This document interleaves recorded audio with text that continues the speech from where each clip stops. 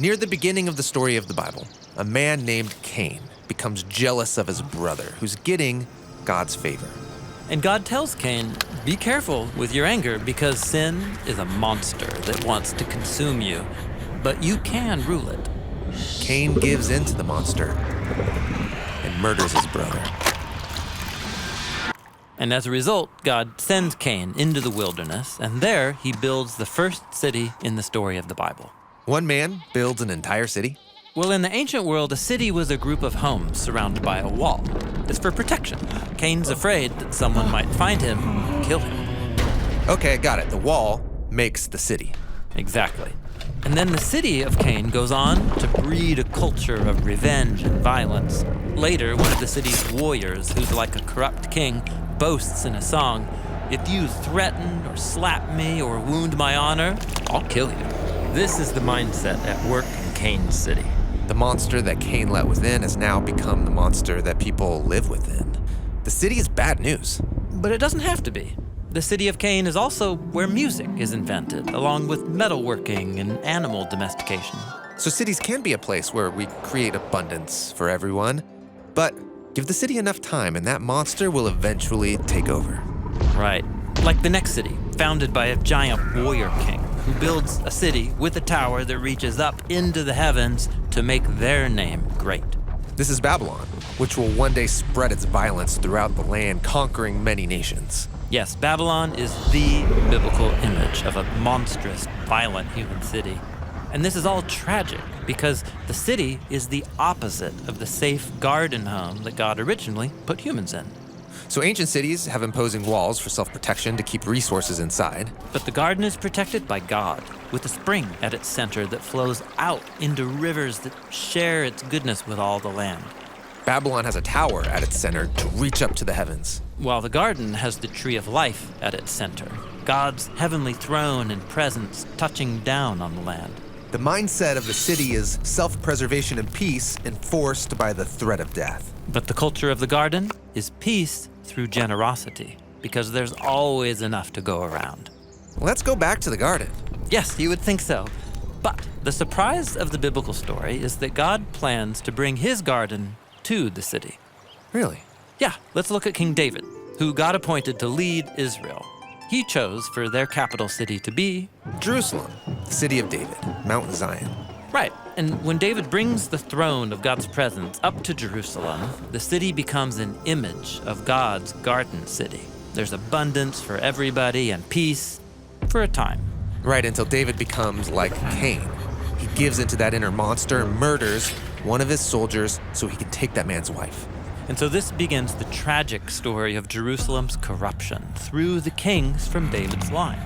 And while a few kings do try to stop the monster, most give in. And so the garden city becomes a den of robbers, full of greed and violence and oppression. And eventually Babylon, an even bigger monster, takes them out. Maybe the garden city isn't realistic after all.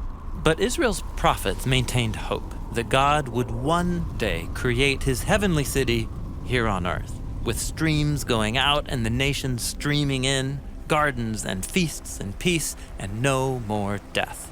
This sounds like more than just a new city. This sounds like the dawn of new creation. Yes, it totally does. And it's actually this hope that brings us to the story of Jesus. In Jesus' day, Jerusalem was ruled by a violent King Herod. And when Jesus began announcing that God's heavenly kingdom was arriving here on earth, he didn't even go to Jerusalem or its leaders. Yeah, he went to the hills and towns of Galilee, sharing good news with the poor and the unimportant. And then Jesus took his followers up onto a hill and said, "You all are the city on the hill that will shine its light to the nations." And then he taught his followers the ethic of God's city, which is the opposite of the mindset of Cain's city and of Babylon. Instead of protecting life and keeping peace with the threat of violence, Jesus taught his followers to create peace by sharing generously, even with your enemies, and to preserve life through love and forgiveness, even if it costs you. This is what it looks like when the heavenly city comes to earth. But weren't the prophets expecting that God's new city would be Jerusalem? Well, Jesus said that the Jerusalem of his day was corrupt and headed for destruction, and this stirred up trouble with the leaders of the city. So to keep peace, they used the threat of death to get rid of Jesus. But when Jesus stood on trial, knowing that they were going to have him executed, he said he was about to be enthroned as king of God's heavenly city. Wait, you can't become king by letting your enemies kill you. Well, you can if you're stronger than death. In fact, this is the only way to transform the mindset of Cain City, to overcome the fear of death by trusting in the power of God's eternal life that raised Jesus from the dead. This is the power that streams out from Jesus into the world today. And so the earliest followers of Jesus called each other to seek the well-being of their cities while trusting that their true citizenship was elsewhere. You mean the New Jerusalem, the city of God? Yes, and when followers of Jesus gather and share together, they can begin to taste the life and love of that heavenly city right now, in the present. And so the story of the Bible doesn't end with humans building a city up to heaven. No, it ends with God bringing his garden city down to the land. The heavenly Jerusalem, full of abundance for all the nations, with the river of life flowing through its streets. And at its center is the crucified and risen Jesus on the throne. And the city walls will be decommissioned because the gates of this city will never be closed. Our mission at Bible Project is to help people experience the Bible as a unified story that leads to Jesus. We're able to give away for free everything that we make because of generous people like you all around the world. You can see our entire video library, check out all of our resources, and join us at BibleProject.com.